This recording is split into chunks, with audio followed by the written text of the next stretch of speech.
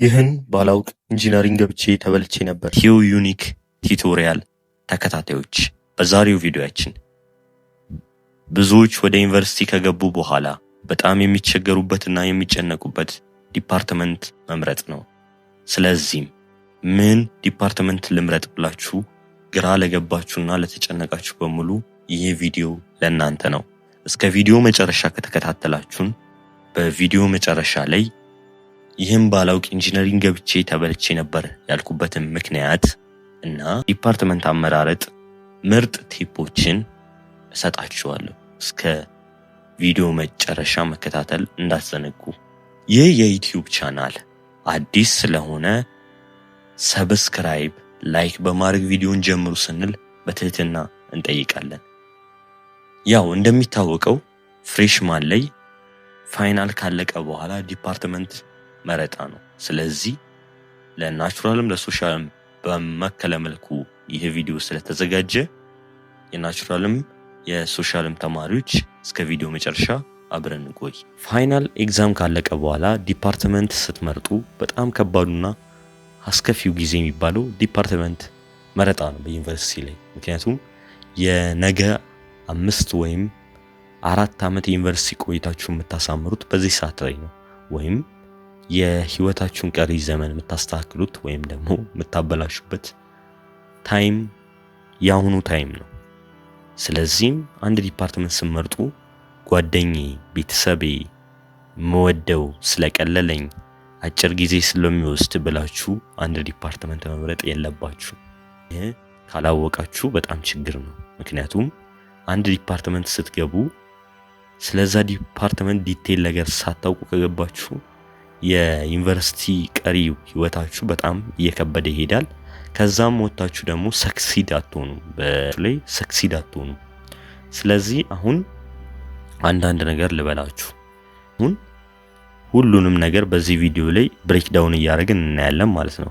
መጀመሪያ በዚህ ቪዲዮ የምታገኙት ምን አይነት ዲፓርትመንት ምን አይነት አድቫንቴጅ አለው፣ ዲስአድቫንቴጅ አለው፣ ማን ቢገባበት ይመከራል፣ ማን ባይገባበት ይመከራል የሚለውን ታገኛላችሁ።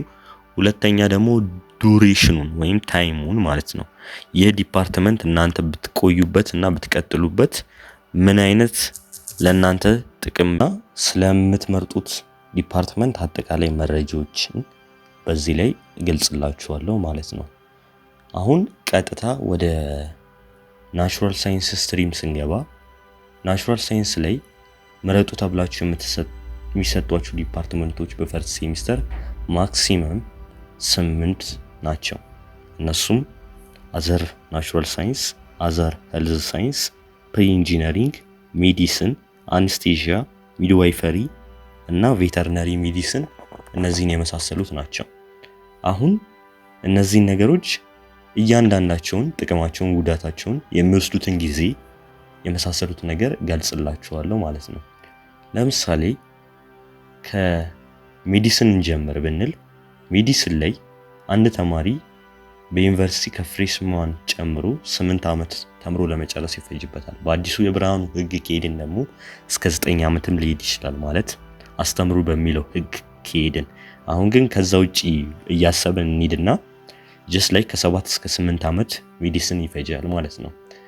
ሜዲሲን ሲጀመር ሜዲሲን እናንተ አንደኛ ላይ ስለመረጣችሁት አታገኙትም። ጥሩ ጂፒኤ ያለው ጥሩ ኢንትራንስ ግሬድ ያለው እና ለሜዲሲን ይበቃል ተብሎ የሚመጥን ተማሪ ነው በዩኒቨርሲቲዎች ተመርጦ ራሳቸው ዩኒቨርሲቲዎች የሚመድቡትና ኦልሞስት አንዳንድ ዩኒቨርሲቲዎች 3000-4000 ሰው መዝግበው በፍሬሽማን ናቹራል ሳይንስ ላይ የሚቀበሉት ኦልሞስት 90 እስከ 120 ነው።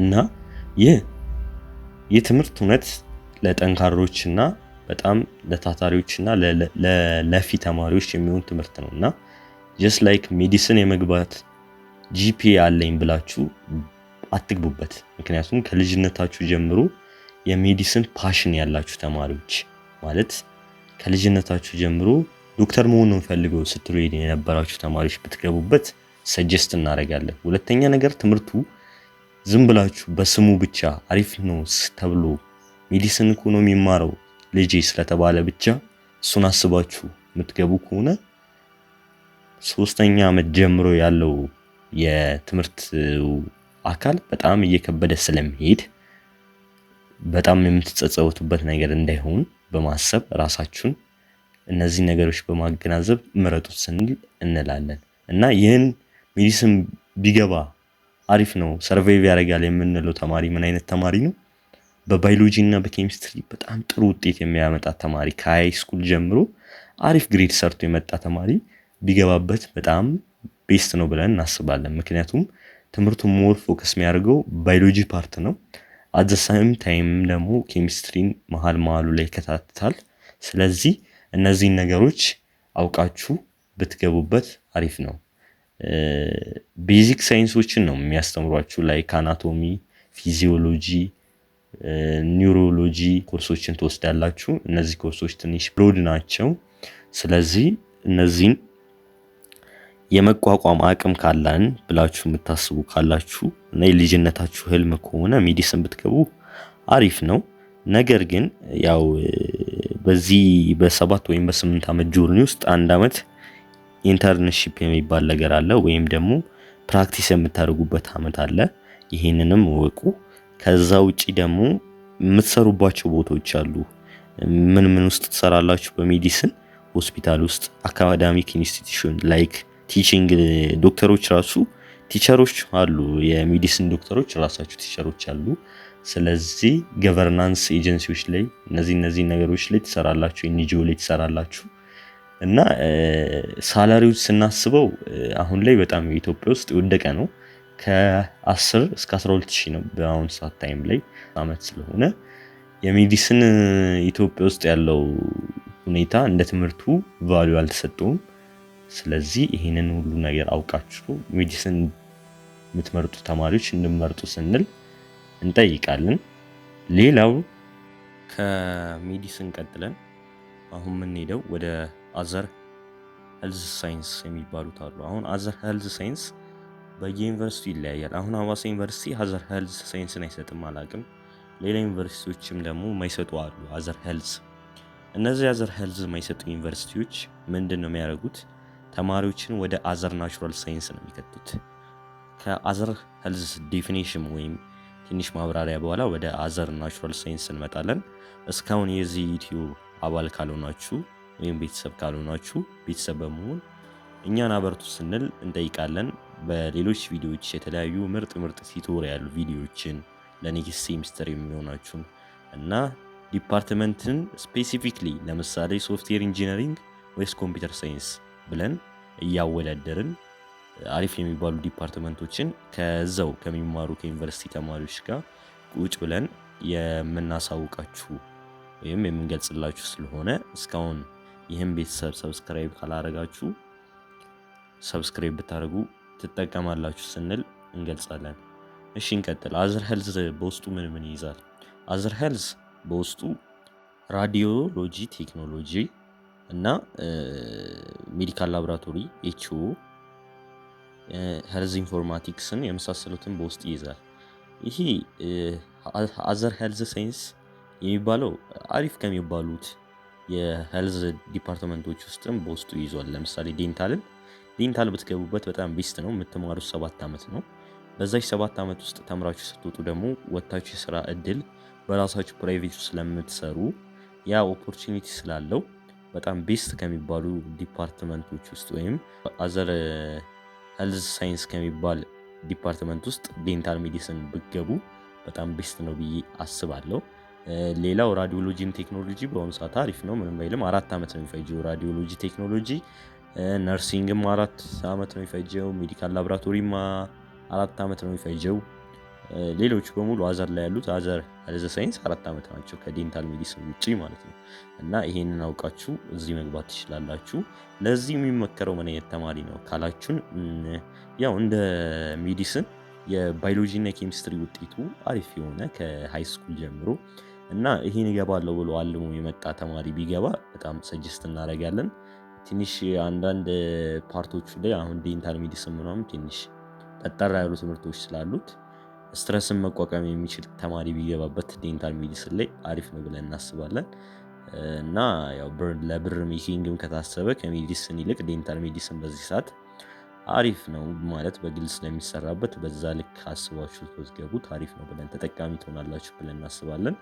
ዲስአድቫንቴጅ ኦፍ አዘር ሄልዝ ሳይንስ ደግሞ ብናወራ አሁን የአዘር ሄልዝ ላይ አንዳንድ እንትኖች ዲፓርትመንቶች ከነርሲንግ ውጪ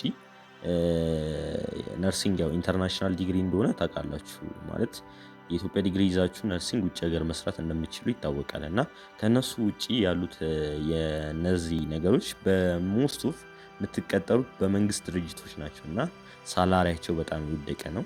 ኤክሰፕት ዴንታል ሜዲሲን ሳላሪያቸው በጣም የወደቀ ስለሆነ በዚህ ሰዓት ላይ ያው ብዙም ሰጀስት ያደረጉ ፊልዶች አሉ። ለምሳሌ እንደ ሄልዝ ኢንፎርማቲክስ የመሳሰሉት ነገሮች በጣም በግል ላይም በመንግስት ላይም ብዙም የለም ክፍያቸው። ዞሮ ዞሮ እነዚህን ኮንሲደር አድርጉ። ቀጣይ የምናየው ደግሞ አንድ የሄልዞችን ጨርስ ብዬ ነው። ፋርማሲ ኢዝ ቤስት አሁን ላይ ከዴንታል ሜዲሲን ጋር ፋርማሲ አሪፍ ነው። ምክንያቱም ውጪ በግላችሁ ከፍታችሁ የመስራት እድል አላችሁ። ተምሮ ለመጨረስ 5 ዓመት ነው የሚፈጀው። ሁለተኛ ነገር ደግሞ ፋርማሲ ሌላ ጥቅሙ ላይሰንሱን የፋርማሲ ሲጨርሱ ላይሰንስ ይሰጣችኋል። ያን ላይሰንስ በማከራየት ገቢ ማግኘት ትችላላችሁ። ይሄ ደግሞ አናዘር ቤስት አድቫንቴጅ የሚባለው የፋርማሲ ይሄ ነው። ፋርማሲ ደግሞ ሞር ኬሚስትሪ በደንብ የሚችል ሰው ሞር ኬሚካል ነገር ስለሆነ ትምህርቱ ሞር ኬሚስትሪ የሚችል ሰው እና ለዚህ ለፋርማሲ ከልጅነቱ ጀምሮ ኢንተረስት ወይም ፓሽኔት የሆነ ሰው ቢገባበት እኛ ሰጀስት እናደርጋለን። ይሄንን አውቃችሁ ፋርማሲ ለመግባት ብትዘጋጁ በጣም መልካም ነው ብዬ አስባለሁ። በመንግስት ቅጥሩ ከ7,000-10,000 ነው። ከሱ ይልቅ ግን ሞር ፎከስ የምታደርጉት በፕራይቬት ለመክፈት ስለሆነ ፕራይቬት ላይ ለመስራት ከፈለጋችሁ ፋርማሲ ኢዝ ዘ ቤስት። አናዘር ደግሞ የምናየው አንስቴዥያ ነው። አንስቴዥያ ይህንንም ትመርጣላችሁ። አዘር ሳይሆን ለብቻው ነው አንስቴዥያ የሚመረጠው። አንስቴዥያ ያው እንደሚታወቀው ሰርጅኖችን ነው የሚረዳው። ሰርጅኖችን የሚረዳ አንድ ታማሚ ሰርጂካል ፕሮብሌም በሚያጋጥመው ጊዜ ህመሙ እንዳይሰማው የሚያደርጉት ናቸው ማለት። ይሄን አውቃችሁ ትምህርቱ የሚወስደው 5 ዓመት ነው። አንስቴዥያ 5 ዓመት ነው። ስለዚህ ይሄም ያው ባዮሎጂ እና ኬሚስትሪ እውቀት ያለው ወደ ሄልዝ ካላችሁ ባዮሎጂ እና ኬሚስትሪ እውቀታችሁ አሪፍ ካልሆነ ባትገቡ አሪፍ ነው። አንስቴዥያ እንደዚህ ነው። አንስቴዥያ ያው በግል አያሰራም። ኦልሞስት እነዚህ ሃይ የሚባሉ ሪፈራል ሆስፒታሎች ምናምን ነውና የሚሰሩት።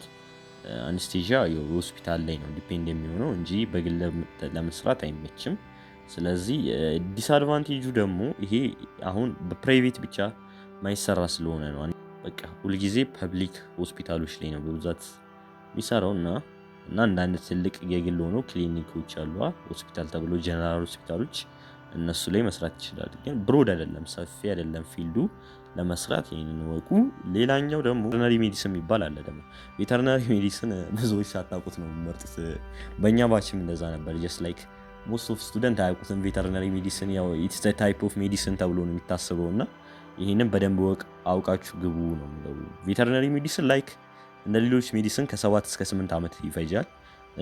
ቬተርናሪ ሜዲሲን ማለት የአኒማል ሕክምና ወይም የእንስሳ ሕክምና ማለት ነው። ቬተርናሪ ሜዲሲን በጣም ብሮድ ነው ፊልዱ።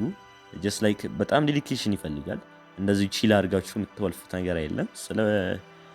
ገና ሰከንድ ሴሚስተር ስገቡ ራሱ ኢንተርናል ፓርት ኦፍ ጎት ታጠናላችሁ ማለት ይሄ ኪድኒው ምን ይባላል በጣም ብዙ ፕሮሰስ ያለው ትምህርት ነው እና ጀስት ላይክ እንደ ቀላል አትወሰዱት። ለዚህም የባዮሎጂ እውቀት ያለው ሰው ቢገባበት ሞር አሪፍ ነው። ፊልዱ ያው በግል ለመስራት ጀስት ላይክ እንደ ከፍቶ ለመስራት አሪፍ ነው። ጀስት ላይክ የእንስሳ ህክምና ተቋማትን ከፍቶ ለመስራት አሪፍ ነው። ሌላው ደግሞ የእንስሳት መድኃኒት መደብሮችን ለመክፈት አሪፍ ነው። በዚህ አንፃር አሪፍ ነው ይባላል። ግን በመንግስት ላይ ተቀጥሮ ለመስራት ሞስቱፍ ብዙም አዋጭ አይደለም። ይህንን እንድትገነዘቡ። ቬተርናሪ ሜዲሲን ሲባል ሌላ ታይፕ ኦፍ አናዘር ሜዲሲን አድርጋችሁ እንዳትገቡ ፕሊስ። ይህንን ወቁ። ሌላው ሚድዋይፈሪ ነው። ሚድዋይፈሪ ማለት አዋላጅነት ማለት ነው። ራላይዝድ የሆነ ዲፓርትመንት ነው ይባላል። ብዙዎች ወንዶች ስለማይገቡበት ትችት ይነሳበታል። ይህ ዲፓርትመንት ግን ያው አዋላጅነት ለእናት ከሞት የመታደግ ስለሆነ ወንዶች ቢገቡበትም ያው ሳይኮሎጂካሊ አምናችሁ ከገባችሁበት ኖርማል ነው። ተምሮ ለመጨረስ 4 ዓመት ይፈጃል። ጀስት ላይክ እንደ ሌሎቹ ታይፕ ኦፍ ሄልዝ ሳይንሶች አይከብድም። ሚድዋይፈሪ ያው ባዮሎጂ የሚያውቅ ሰው ቢገባበት ተብሎ ይመከራል።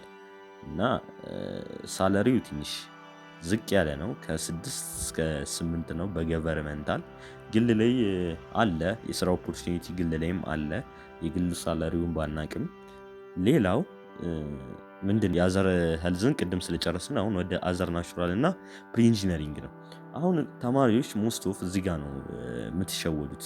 አዘር ናቹራል ሳይንስን እንደ ማይረባ ፊልድ ይቆጠርና ፕሪ ኢንጂነሪንግ አቅማቸው ሳይፈቅድ ይገቡና ማለት ፕሪ ኢንጂነሪንግ ነጥባቸው ያስገባል። ግን ትምህርቱ አሁን ፊዚክስና ማትስን ኬሚስትሪን ኢንጂነሪንግ ላይ የሚጠይቁትን ፊልዶች አንድ ተማሪ ሳይችል ይገባና ፕሪ ከገባ በኋላ ምንድነው ችግሩ? አፕላይድ የሚባል ነገር አለ ፕሪ ኢንጂነሪንግ ላይ አፕላይድ እሱ ነው። አፕላይድ ኢትስ ሃርድ ፓርት። ምክንያቱም እናንተ ደግሞ በኒው ካሪኩለም ስለተማራችሁ የምትማሩት ሙሉ ኢንቴግሬሽን፣ ዴሪቬቲቭ፣ ቬክተር እና እንትን ነው ዲተርሚናንት ነው። ቬክተር እና ዲተርሚናንትን አሲዩ ነው ግሬድ 11 እና 12 ላይ ተምራችሁታል። ምንም ኮምፕሊኬትድ የሆነ ነገር አይመጣም። ዩኒቨርሲቲ ላይም ትንሽ የሚጨመረ ነገር አለ ዲተርሚናንት ላይ፣ እሱን ታዩታላችሁ እናንተ ስትደርሱበት። ግን ይሄ ኢንቴግሬሽን፣ ሊሚት እና ዴሪቬቲቭ አሴ ብሮድ ነው የሚመጣው። ማለት እናንተ ማታውቃቸው ላይክ ትሪጎኖሜትሪክ፣ ዴሪቬቲቭ፣ ኢንቴግሬሽን ምናምን አልተማራችሁም በኒው ካሪኩለም። ሶ እነዚህ ነገሮች ስላሉ ጀስት አይ ሃቭ ሚኒመም ኖሌጅ ፎር ማትስ እና ፊዚክስ የምትሉ ሰዎች አይ ዶንት ሪኮመንድ ዚስ ዲፓርትመንት ዋት ኢት ኢዝ ፕሪ ኢንጂነሪንግ። ስለዚህ ጋይስ ፕሪ ኢንጂነሪንግን ስትገቡ በጣም ወስኑበት። ምክንያቱም ፕሪ ኢንጂነሪንግ ላይ በአሁኑ ሰዓት ደግሞ አሪፍ የሚባሉ ዲፓርትመንቶች ለብቻቸው ተከፍለው ስላሉ እነዛን ዲፓርትመንቶች ለማግኘት ደግሞ በጣም ሞር ኮምፒት የሚያደርግ ተማሪ ነው የሚያገኛቸው። እና ይሄ አድቫንቴጅ ስላለው ዲፓርትመንቱ እናንተ ዲስአድቫንቴጅ ፌሱን አድርጋችሁ ማይሆን ዲፓርትመንት ከምትገቡ ፕሪ ላይ ብዙ አሉ፣ አትሊስት ከ10 በላይ ናቸው። እነዛ ዲፓርትመንት ውስጥ ገብታችሁ ከምትሰቃዩ ይሄን ነገር ብታውቁ አሪፍ ነው። እና ብዙ ባች የሚያጋጥመው ነገር ይሄ ነው። አዘርን መምረጥ እየተቻለ አቅማቸው ሳይፈቅድ ፕሪ ገቡና ማለት ፖቴንሻላቸው ሳይኖራቸው ግሬድ ብቻ ኢንጂነሪንግ ይገቡ። ከዛ የኢንጂነሪንግ ላይፋቸውን ያበላሹታል። ማለት ላይክ አሁን ሲቪል፣ ሜካኒካል፣ ኤሌክትሮ ሜካኒካል፣ ኤሌክትሪካል በጣም ፊዚክስ እና ማትስ የሚችል ሰው ነው መግባት ያለበት። አፕላይድ ራሱ እነዚህ ላይ እስከ 3 ይሄዳል።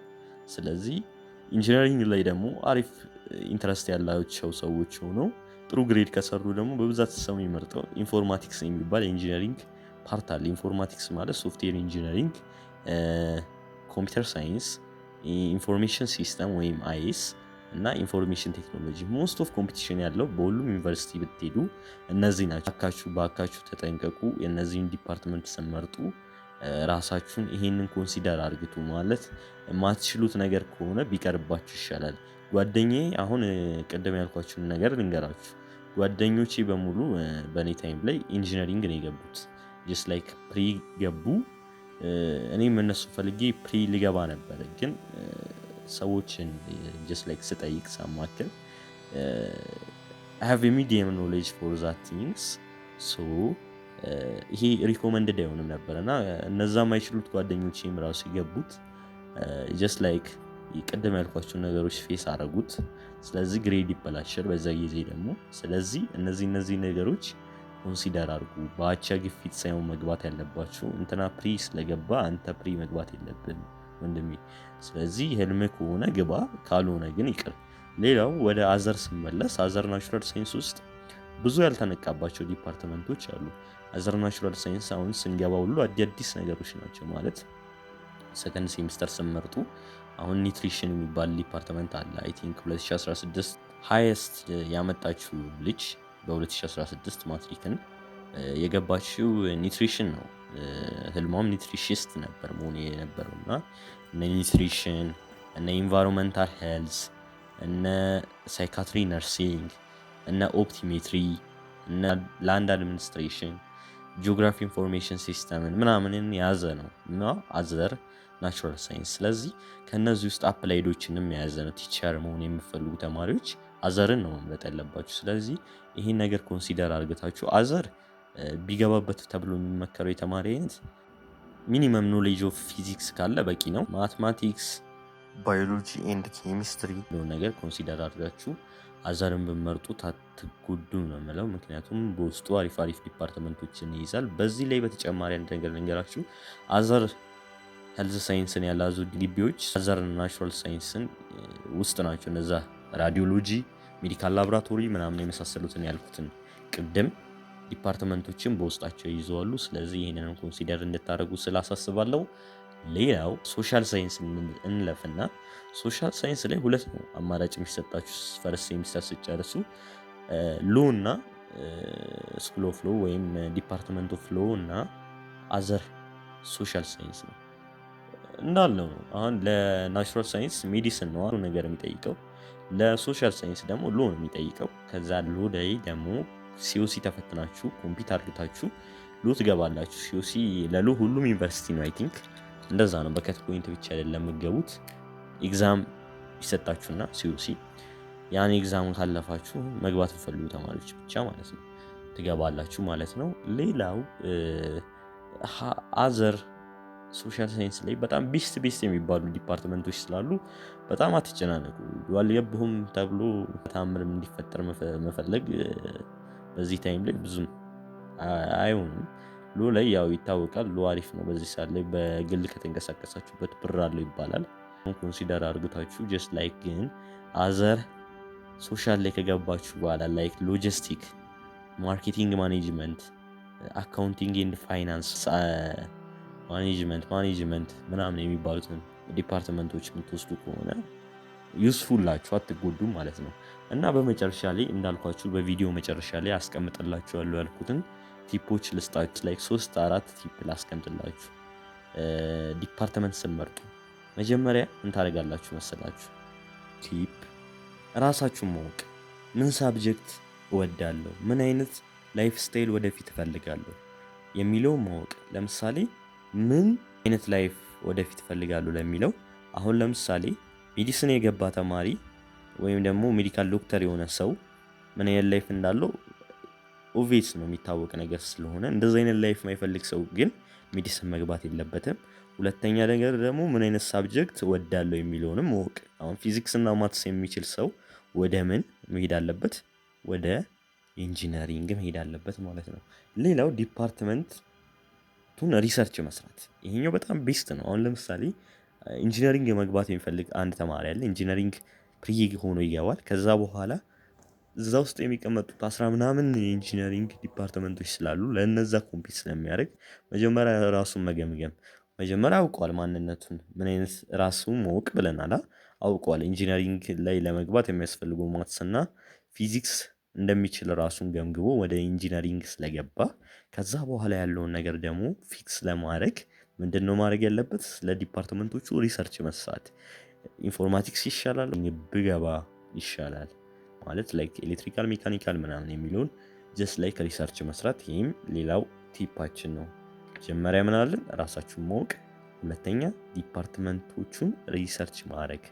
ሶስተኛ ደግሞ ሎንግ ተርም ጎል ማስቀመጥ። ሎንግ ተርም ጎል ማለት አፍተር 10 ዲፓርትመንት ያዋጣኛል ወይ ብሰራ። ጀስት ላይክ ላይፍ ስታይል ብለናል፣ ሪሰርች ብለናል። ግን አሁን ላይፍ ስታይሉ እና ሪሰርቹን ሰርታችሁ በኋላ ሎንግ ላይ ፌል የሚያደርግ ከሆነ ቢቀር ይሻላል። እና አራተኛ ደግሞ የቤተሰብንም አትስሙ፣ ጓደኛንም አትስሙ። ጀስት ላይክ ሪሰርች ስሩ። እንትና የዶርሜታችሁ ሚድዋይፈሪ ስለገባች አንቺ ሚድዋይፈሪ መግባት የለብሽም። አንተም ፕሪ ኢንጂነር ስለሆነ እሱ አንተም ፕሪ ኢንጂነር መሆን አይጠበቅብህም። እነዚህ ነገሮች ዲሳይድ አድርጉ ስንል በአክብሮት እንገልጻለን። እስካሁን ለነበረን ቆይታ በጣም እናመሰግናለን። አይ ቲንክ ሁላችሁም ታውቁታላችሁ። ኢትዮ ዩኒቨርሲቲ ኤግዛም ኤንድ ማቴሪያል በቴሌግራም የተለያዩ የዩኒቨርሲቲ የላስት ይር ኤግዛሞች እና ስተዲ ማቴሪያል ቲፖችን እየሰጠ ነው። እሱን ተቀላቀሉ ስንል በአክብሮት እንገልጻለን። ኢትዮ ዩኒክ ቱቶሪያል በሰከንድ ሴሚስተር በአዲስ መልኩ በዩቲዩብ የተለያዩ ጥያቄዎችን እየሰራን ዩቲዩብ ላይ ፖስት እናደርጋለን። እነዚህ ከባባድ ኢንጂነሪንግ ፓርቶችን ላይክ አፕላይድ ማትስ ቲቶሪያል እንሰጣለን። ሲ++ ከእግዚአብሔር ፍቃድ ጋር ቲቶሪያል ይሰጣል። ሌላው ደግሞ ፕራይቬት ቲቶሪያላችንን መቀላቀል የምትፈልጉ ተማሪዎች ቲቶሪያል እንጀምራለን። ምዝገባ ስንጀምር አናውንስ እናደርግላችሁ። ሌላው ደግሞ ኢንጂነሪንግ የሚገቡ ተማሪዎች አሉ፣ አዘር የሚገቡ ተማሪዎች አሉ። እነዚህን የመሳሰሉት የሚገቡ ተማሪዎች ከዛው ከተማሩ ስለ አዘር ከተማረ ሰው ስለ ፕሪ ከተማረ ሰው ሞር ዲቴል የሆነ ኢንፎርሜሽን ራሳቸውን ሰዎችን በማቅረብ ከቻልን እኛ ጥያቄዎችን እየጠየቅናቸው መግለጫ እንዲንሰጥ እናደርጋለን። ስለዚህ ፓርት2 ጠብቁ። ከዛ በመቀጠል ደግሞ ዲቴይሊ ስለ ዲፓርትመንት ስፔሲፊክሊ እንሰራለን። እሱም ስላለ ጠብቁን። በላይክ እና በኮሜንት በሼር አበረታቱን። እናመሰግናለን። እስካሁን ሰዓት ስለጠበቃችሁን ቴንኪዩ። ሰላሙ ነው።